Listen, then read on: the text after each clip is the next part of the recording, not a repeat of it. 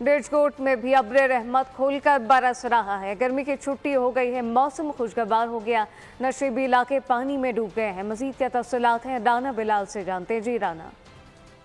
बिल्कुल, डिजकोट के मौसम की बात की जाए तो सुबह से ही मूसलाधार बारिश का सिलसिला वक्फे से जारी है, जिसने जल था ले करके रख दिया है और खेत तक पानी में डूबे हुए हैं।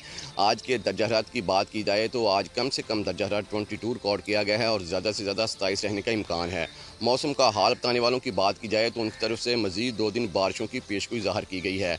इसके साथ साथ बारिश की सूरत हाल बयान की जाए तो सावन जो बारिशों के लिए मशहूर है, डिजकोट में पूरे सावन के महीने में एक भी बारिश नहीं हुई और बादों के आगाज़ पर मूसलाधार बारिश ने किसानों के चेहरों पर भी खुशियां लौटा दी हैं। इस वक्त अगर बारिश के इफेक्ट्स की बात की जाए तो हालिया बारिश चरी, मक्की और चावल की फसल के लिए इंतहाई मुफीद करार दी जा रही है, जबकि तिली की तैयार फसल के लिए इंतहाई नुकसानदेह है। दूसरी तरफ इंतज़ामिया की बात की जाए तो इंतज़ामिया हाथ पर हाथ धरे बैठी है और शहरी जो हैं वो अपनी मदद आप के तहत गलियों से पानी निकालते नजर आ रहे हैं और जो अहम शहर के चौराहे। बहुत शुक्रिया।